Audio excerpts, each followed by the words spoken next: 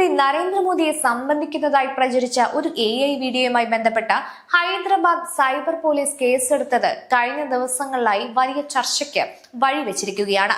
ഇതോടെ ഒരു വലിയ ചോദ്യം വീണ്ടും ഉയർന്നിരിക്കുകയാണ്.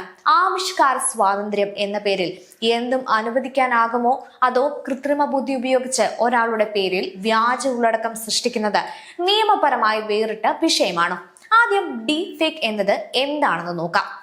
ആർട്ടിഫിഷ്യൽ ഇന്റലിജൻസ് ഉപയോഗിച്ച് ഒരാളുടെ മുഖവും ശബ്ദവും അനുകരിച്ച് യഥാർത്ഥമെന്ന് തോന്നുന്ന വീഡിയോയോ ഓഡിയോയോ സൃഷ്ടിക്കുന്ന സാങ്കേതിക വിദ്യയാണ് ഡീപ് ഫേക്ക്.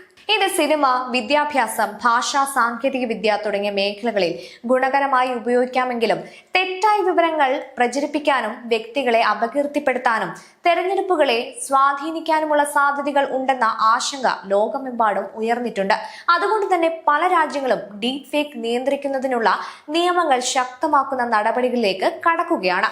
ഇന്ത്യൻ ഭരണഘടനയുടെ ആർട്ടിക്കിൾ 19(1)(a) പൗരന്മാർക്ക് അഭിപ്രായ പ്രകടന സ്വാതന്ത്ര്യം ഉറപ്പു നൽകുന്നു. എന്നാൽ അതേ ഭരണഘടനയിലെ ആർട്ടിക്കിൾ 19(2) പൊതുശാന്തി, രാജ്യസുരക്ഷ, മാനനഷ്ടം, കോടതി അലക്ഷ്യം തുടങ്ങിയ വിഷയങ്ങളിൽ യുക്തിസഹമായ നിയന്ത്രണങ്ങൾ ഏർപ്പെടുത്താൻ സർക്കാരിന് അധികാരവും നൽകുന്നുണ്ട്. അതിനാൽ രാഷ്ട്രീയ വിമർശനം, കാർട്ടൂൺ, ആക്ഷേപഹാസ്യം എന്നിവ ജനാധിപത്യത്തിന്റെ ഭാഗമാണെങ്കിലും കൃത്രിമ സാങ്കേതിക വിദ്യ ഉപയോഗിച്ച് യഥാർത്ഥമല്ലാത്ത ഉള്ളടക്കം സൃഷ്ടിച്ച് അത് യാഥാർത്ഥ്യമാണെന്ന രീതിയിൽ പ്രചരിപ്പിക്കുന്നത് നിയമപരമായി വ്യത്യസ്തമായ സാഹചര്യമാണ്. ഓരോ കേസിലും വീഡിയോയുടെ സ്വഭാവം, ഉദ്ദേശം, പ്രചരണ രീതി, പൊതുജനങ്ങളെ തെറ്റിദ്ധരിപ്പിക്കാനുള്ള സാധ്യത എന്നിവയാണ് അന്വേഷണ ഏജൻസികൾ പരിശോധിക്കുന്നത്. ആവിഷ്കാര സ്വാതന്ത്ര്യത്തെക്കുറിച്ചുള്ള ചർച്ച ഇന്ത്യയിൽ പുതിയതല്ല. സ്വാതന്ത്ര്യാനന്തര കാലത്ത് തന്നെ അഭിപ്രായ സ്വാതന്ത്ര്യവുമായി ബന്ധപ്പെട്ട നിരവധി വിവാദങ്ങൾ ഉണ്ടായിട്ടുണ്ട്. 1951 ഭരണഘടനയുടെ 1-ാം ഭേദഗതിയിലൂടെ ആർട്ടിക്കിൾ 19(2) കൂടുതൽ നിയന്ത്രണങ്ങൾ ഉൾപ്പെടുത്തി. അടിയന്തരാവസ്ഥ കാലത്ത് മാധ്യമങ്ങൾ സെൻസർഷിപ്പിന് വിധേയമായി. പത്രങ്ങൾ മുൻകൂർ അനുമതിയില്ലാതെ വാർത്ത പ്രസിദ്ധീകരിക്കാൻ കഴിയാത്ത സാഹചര്യം വരെ രാജ്യത്തുണ്ടായിട്ടുണ്ട്.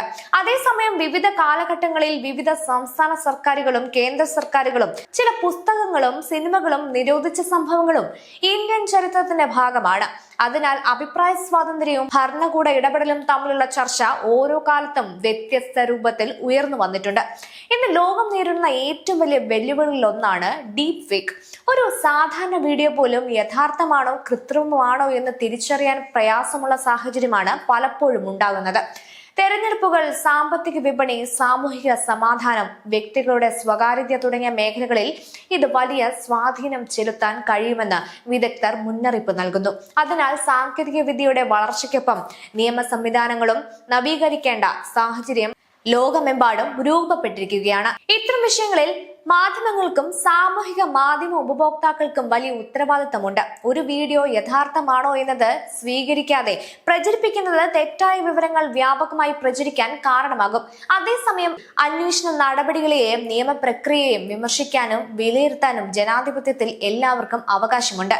എന്നാൽ വിമർശനവും തെറ്റായ പ്രചരണങ്ങളും തമ്മിലുള്ള വ്യത്യാസം തിരിച്ചറിയുക എന്നതാണ് ഇന്നത്തെ പ്രധാന വെല്ലുവിളി. ഡീപ് ഫേക്ക് സാങ്കേതിക വിദ്യയുടെ കാലഘട്ടത്തിൽ അഭിപ്രായ സ്വാതന്ത്ര്യം സംരക്ഷിക്കുന്നതും അതേസമയം വ്യാജ വിവരങ്ങളും ഡിജിറ്റൽ കൃത്രിമങ്ങളും നിയന്ത്രിക്കുന്നതും ഒരുപോലെ പ്രധാനമാണ്. ഈ വിഷയത്തിൽ ഓരോ കേസും അതിന്റെ വസ്തുതകളും തെളിവുകളും ബാധകമായ നിയമങ്ങളും അടിസ്ഥാനമാക്കിയാണ് വിലയിരുത്തേണ്ടത്. സാങ്കേതിക വിദ്യ അതിവേഗം മാറുന്ന സാഹചര്യത്തിൽ പൗരന്മാരും മാധ്യമങ്ങളും ഭരണകൂടവും ഒരുപോലെ കൂടുതൽ ഉത്തരവാദിത്തത്തോടെ പ്രവർത്തിക്കേണ്ടതിന്റെ ആവശ്യകതയാണ് ഈ ചർച്ച വീണ്ടും ഓർമ്മിപ്പിക്കുന്നത്.